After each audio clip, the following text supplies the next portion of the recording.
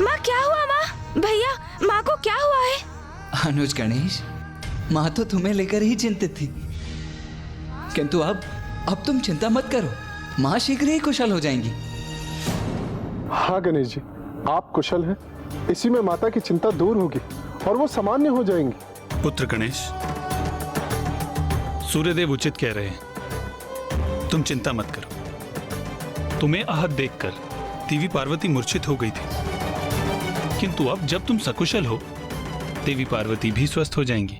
माँ देखिए ना माँ, मैं पूर्ण रूप से कुशल हूँ माँ, मुझे क्षमा कर दीजिए माँ, मेरे कारण ही आपकी अवस्था हुई है माँ।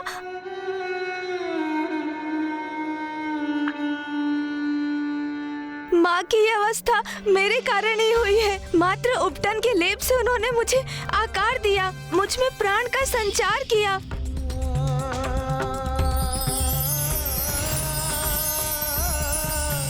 मेरा अस्तित्व तो उन्हीं से है, और मैंने क्या दिया उन्हें? दुख, पीड़ा और अश्रु। कितनी बार मेरे कारण रुदन करेंगी वो? सभी की मान्यता तो ये है कि संतान माता पिता के लिए आशीर्वाद के समान होती है, किंतु मैं तो सदा उनके कष्ट का कारण ही बनता हूँ। कितना अयोग्य पुत्र हूँ मैं। माँ अपने गणेश को देखिए, माँ नेत्र खोलिए।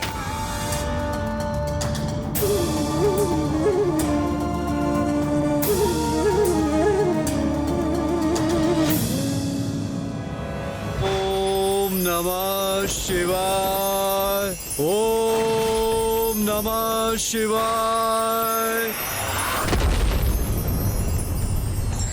ओम नमः शिवाय।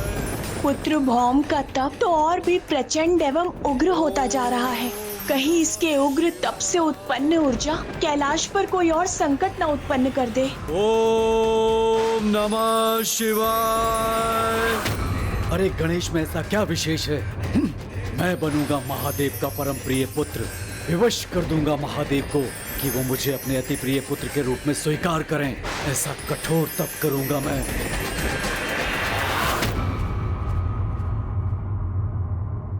गणेश जी, आप स्वयं को दोष मत दीजिए। इन सब का कारण आप नहीं, मैं हूं। बस।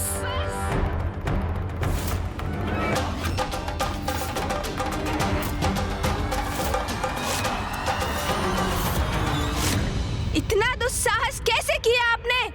क्या समझते हैं आप स्वयं को? आप मेरा उपहास करते रहे, मैं शांत रहा। आप मुझ पर हंसते रहे, मैं शांत रहा।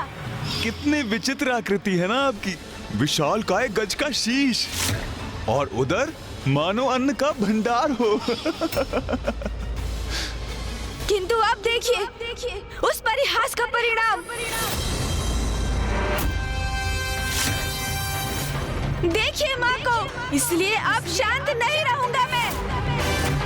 माँ की इस अवस्था के कारण आप हैं, आप।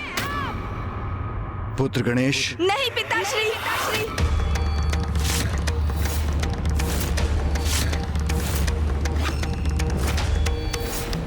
मुझे क्षमा कर दीजिए, किंतु ये मेरे और चंद्रदेव के मध्य की बात है।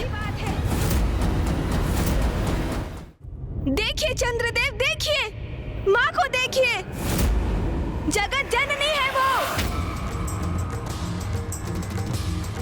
आदि शक्ति है, भयंकर क्रूर असुरों का क्षण भर में संहार करती है वो।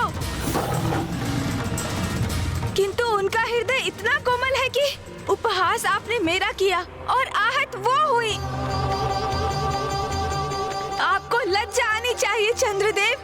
आज मेरी माँ, समस्त संसार की शक्ति की स्रोत, जगत जननी माता पार्वती, एक साधारण अबला नारी के समान इस प्रकार मूर्छित पड़ी है। और उनकी इस अवस्था का कारण कौन है? आप है चंद्रदेव, आप। पुत्र गणेश, शांत हो जाओ। मामा जी, आपकी बहन यहाँ मूर्छित पड़ी है और आप मुझे शांत रहने के लिए कह रहे हैं? अरे, पुत्र को साधारण कंकड़ से भी ठेस लगती है तो माँ के हृदय पर आघात होता है। और यहाँ मेरी माँ इस प्रकार चेतना खोकर गिरी पड़ी है, तो उनके हृदय को कैसा आघात पहुँचता होगा, इसका अनुमान लगाना भी कठिन है। और आप कह रहे हैं मैं शांत हो जाऊं मामा जी? पुत्र गणेश, अनियंत्रित क्रोध से किसी भी समस्या का समाधान प्राप्त नहीं होता। समाधान की चिंता नहीं है मुझे पिताश्री, मुझे तो दंड देना है चंद्रदेव को।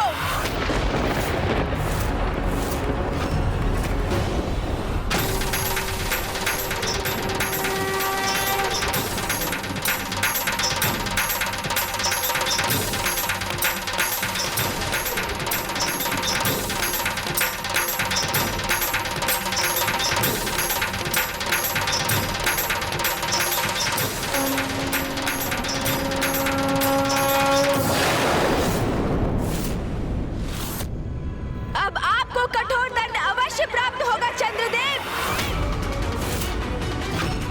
मेरी माँ को कष्ट पहुँचाने वाला जीवित नहीं रह सकता। क्यों चंद्रदेव, अब क्या हुआ आपको? अब हंसी नहीं आ रही आपको? करिए ना, अब मेरा उपहास करिए, किंतु अब इसका अवसर आपको नहीं प्राप्त होगा।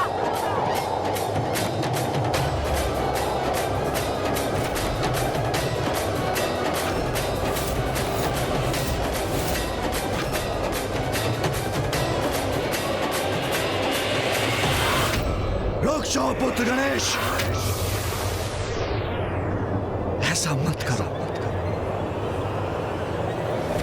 चंद्रमा तो प्रकृति के अनन्य भाग हैं। प्रकृति के संचार में उनका मुख्य योगदान है। उन्हें नष्ट नहीं कर सकते तुम पुत्र, अन्यथा प्रकृति का संपूर्ण सृष्टि का संतुलन बिगड़ जाएगा। नहीं पिताश्री, भूल हो अथवा अपराध, दोनों का दंड अवश्य प्राप्त होना चाहिए। ये भी प्रकृति का ही नियम है। प्रथम पूज्य गणेश जी, विघ्नहर्ता गणेश जी, क्षमा कर दीजिए, क्षमा कर दीजिए प्रभु।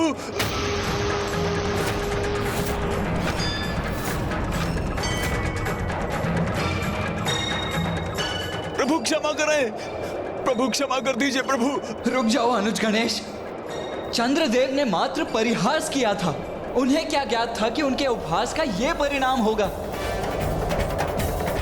माँ अपनी मूर्छा से बाहर आई, अन्यथा अनर्थ हो जाएगा। माँ उठिए, उठिए माँ।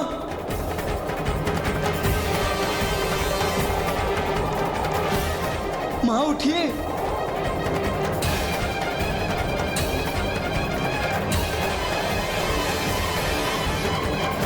उठिए माँ, उठिए, अपनी मूर्छा से बाहर आइए माँ।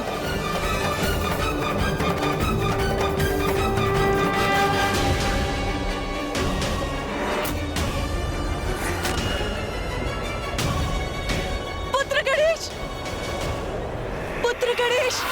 माँ,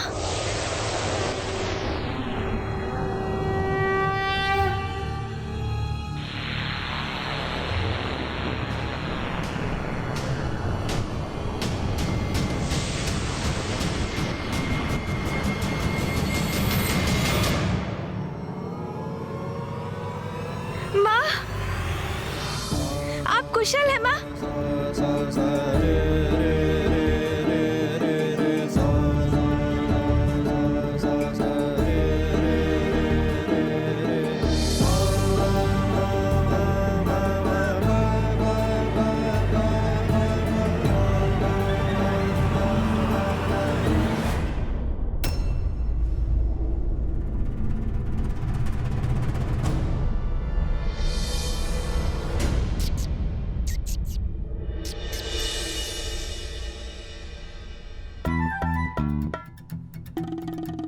इतनी दुष्टता क्यों करते हो तुम? माँ, सदा मुझे कष्ट देते रहते हो। शांति पूर्वक एक स्थान पर नहीं बैठ सकते तुम? पिताश्री, किंतु माँ, टहलने तो आपने ही भेजा था ना मुझे। बस, अब मुझे अपने कुतर्कों से समझाने का प्रयास मत करो गणेश। और मैंने तुम्हें टहलने कब भेजा था? तुम्हें टहलने ले जाने का सुझाव कार्तिकेय का था। पुत्र कार्तिक